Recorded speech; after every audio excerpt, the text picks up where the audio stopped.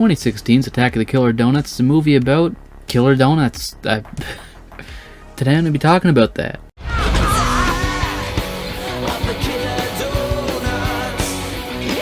The movie opens up on Justin, a donut shop employee who lives with his mom and has a gold-digging girlfriend. Oh yeah, and his uncle Luther, played by Michael Swan, who played the officer Jason Headcrest in Jason Lives. Luther's a mad scientist, working on reanimating the dead, or something. We'll get more into that in a second. So Justin goes off to work, and here's where we meet Michelle, his BFF. We also meet his girlfriend and her totally not boyfriend. After selling some donuts, well, giving them away, like they do with all the donuts in this movie, Uncle Luther shows up for Justin's laptop, that he, for some reason, took to work with him.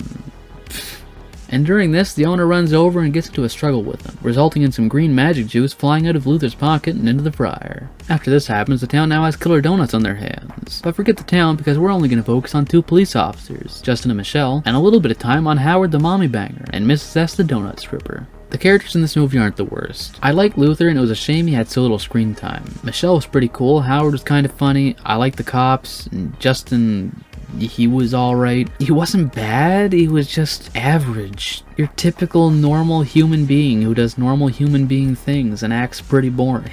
The effects weren't that great, but that's kind of to be expected. I mean, it's a little horror movie with murderous donuts. Don't go into this expecting some amazing practical effects, or even just good enough CGI. Like, this shit's really bad at times, but it was still watchable and it certainly isn't the worst I've seen. Not the worst. Cowgirls vs. Pterodactyls comes to mind. That was bad. The story was good enough to keep me watching and entertained, mostly, but I wasn't happy with the cops' deaths. I went into this on the kill count, which I don't know when you can expect that because I didn't keep record of timestamps, so that's going to be a pain in the ass to do, but during the death scene, all the donuts seemed to do was bounce around, and it wasn't until the cops went, well, I'm out of ammo, until they magically died. Meanwhile, homeless McGee over here just chilling in the corner watching all this shit go down. Also, Luther was only in a handful of scenes, and kinda just disappeared at one point. I don't think this was a bad movie, and it's better than I thought it was gonna be.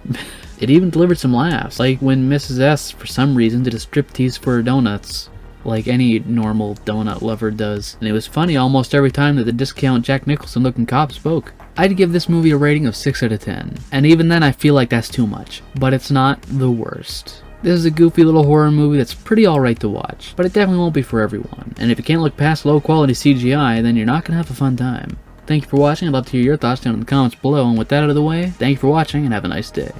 Looking for more horror fun? You're goddamn right. Then check out the VHS comic book series, a parody of the horror genre that follows the lives of 3 teens as they fight to survive a horror movie, where every day is loaded with blood, boobs, and buds. The first 2 issues can be found in the description below. I was obsessed with VHS.